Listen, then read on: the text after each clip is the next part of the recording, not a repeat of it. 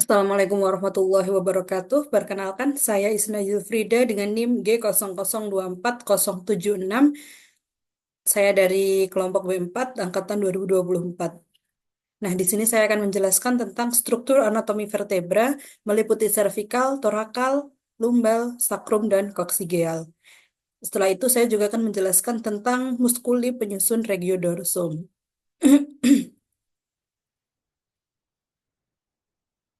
Nah, yang pertama untuk anatomi vertebralis. Oke, anatomi vertebralis sendiri dia tersusun atas 33 vertebra dengan detail 7 cervical, 12 thoracal, 5 lumbals, 5 sacrals yang nantinya jadi satu yaitu os sacrum dan juga 4 vertebra coccygeus yang sama kayak vertebra sacrals dia menjadi satu yang disebut dengan os coccygeus. Oke, yang pertama ini adalah vertebra cervical. Untuk vertebra cervical sendiri dia ada beberapa jenis. Yang pertama ada vertebra cervical tipikal. Nah, dia yang masuk ke vertebra cervical tipikal ini dia adalah vertebra cervical 3 sampai 6. Nah, untuk ciri-cirinya sendiri dia prosesus transversus memiliki foramen transversarium yang dilewati arteri dan vena vertebralis. Nah, ini dia foramen transversarium. Jadi, foramen itu lubang yang nantinya akan dilewati oleh arteri dan vena vertebralis. Kemudian untuk korpusnya dia itu kecil dan juga lebar. Kayak gitu. Kemudian dia juga memiliki spina yang kecil dan bifida. Kemudian yang terakhir adalah foramen vertebrae besar. Jadi ini foramen vertebrale besar. Dia bentuknya juga segitiga. Sama ini nanti sebagai jalur pembuluh darah ataupun muskulus kayak gitu. Oke, yang selanjutnya yaitu vertebra cervical os atlas atau vertebra cervical satu. Ini hanya terdiri atas satu tulang aja yaitu os atlas. Kemudian untuk ciri-cirinya dia nggak punya korpus, jadi dia tidak punya badan dan prosesus spinosus, jadi tidak ada penonjolan yang mirip seperti duri. Kemudian dia memiliki fovea dentis. Oke, yang selanjutnya ada vertebra cervical 2 atau os aksis. Nah, os aksis ini letaknya dia ada di bawah os atlas. Nah, ciri-cirinya apa? Yang pertama yaitu dia memiliki dens atau prosesus odontoideus. Jadi dia membentuk apex dentis dan facies articularis anterior. Ini jadi prosesus articularis anterior dan juga dia prosesus spinosusnya besar. Oke, prosesus spinosus itu apa? Prosesus spinosus adalah penonjolan yang mirip seperti duri. Ini ya prosesus spinosusnya dia besar, kuat dan bifida. Dia dua ya, kayak gini. Kemudian vertebra cervical yang selanjutnya adalah vertebra cervical 7 atau prominent. Nah, untuk ciri-cirinya dia itu memiliki prosesus spinosus yang paling menonjol. Oke, seperti yang udah aku sebutin tadi, prosesus spinosus adalah penonjolan yang mirip seperti duri yang menonjol. Jadi ya di antara vertebra cervical yang paling menonjol prosesus spinosusnya itu ini ya, karena dia kan gede kayak gitu. Nah, kemudian dia juga memiliki prosesus transversarium paling besar, tapi foramennya kecil. Jadi prosesus transversusnya ini gede, ini besar, tapi foramennya kecil. Jadi foramennya nggak sebesar vertebra cervical yang lain. Hanya dilewati oleh vena vertebralis, kayak gitu. Oke, lanjut yang selanjutnya yaitu adalah vertebra torakal.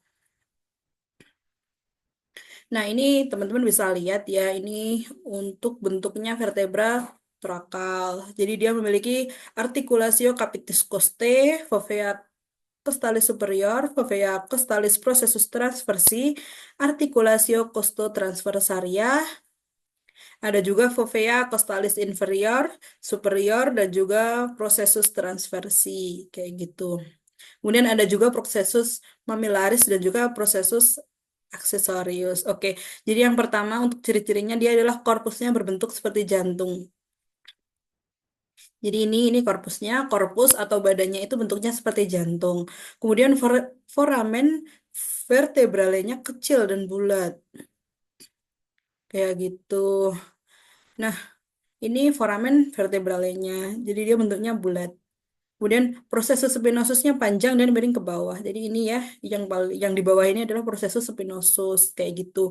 Kemudian khusus untuk vertebra thoracal 12, prosesus transversusnya dibagi menjadi tiga tonjolan, yaitu tuberculum superior atau prosesus mamillaris. Nah, ini prosesus mamillaris. Kemudian ada tuberculum inferior atau prosesus aksesoris yang ini. Jadi dia di bawahnya mamillaris, dan yang terakhir adalah tuberculum lateralis kayak gitu. Oke, yang selanjutnya adalah vertebra lumbals. Untuk vertebra lumbals dia terdiri atas 5 vertebra ya. Jadi ada lumbal 1 sampai lumbal 5. Kemudian ciri-cirinya apa? Ciri-cirinya adalah dia memiliki korpus besar. Jadi badannya besar, badan vertebranya ini besar dan bentuknya seperti ginjal kayak gitu. Terus dia berbeda dengan vertebra yang tadi, dia tidak memiliki foramen transversarium kayak gitu.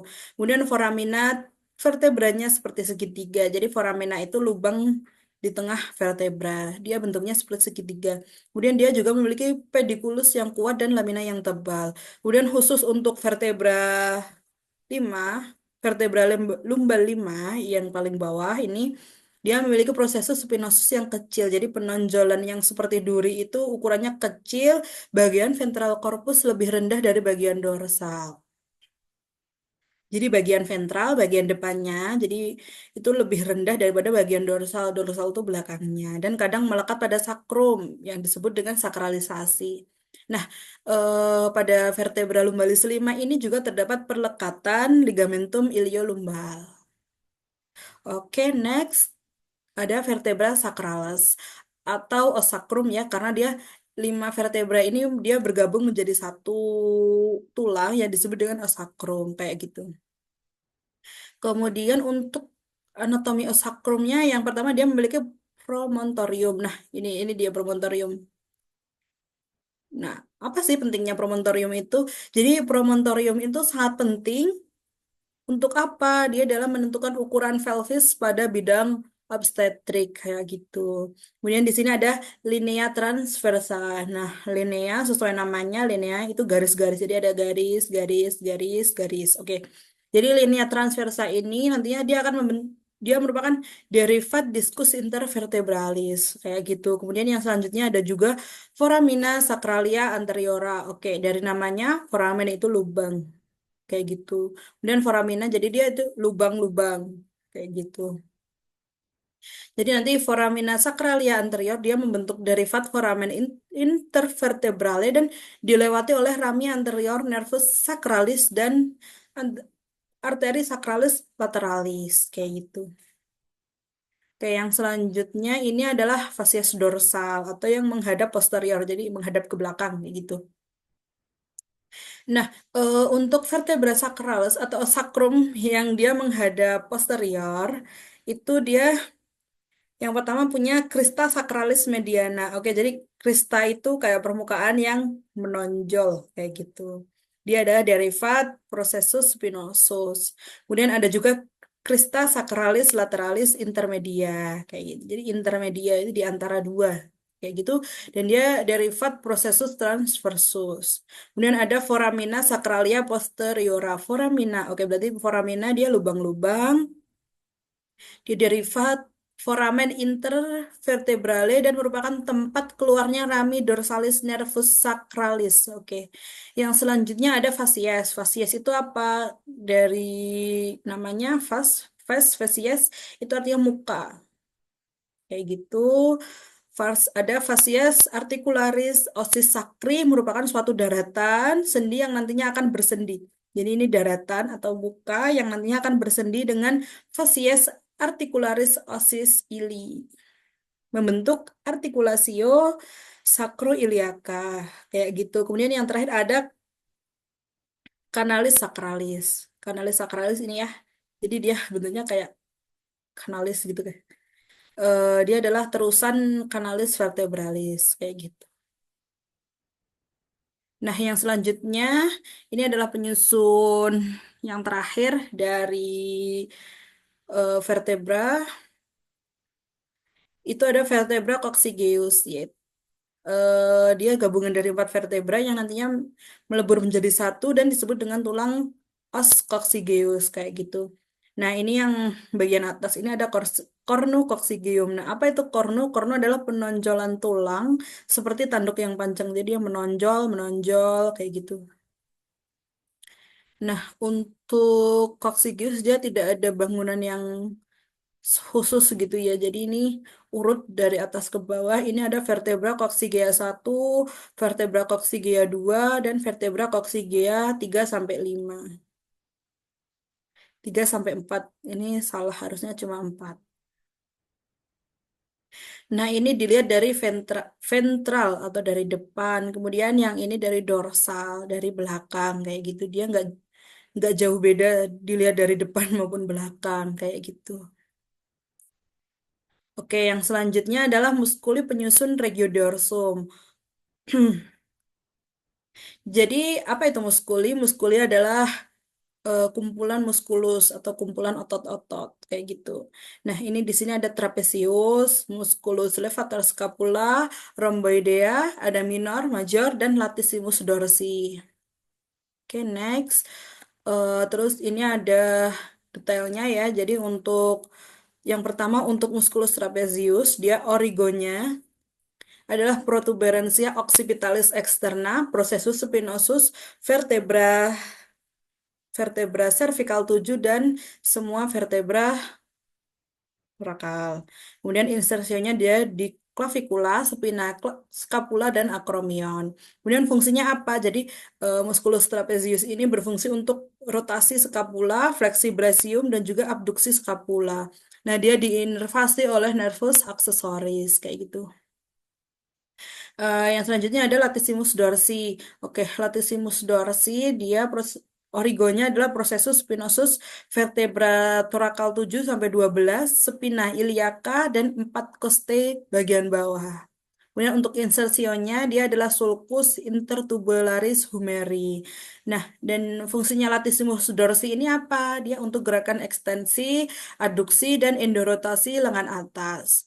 Nah, untuk inervasinya sendiri dia beda dengan trapezius. Dia diinervasi oleh nervus thoracica kayak gitu.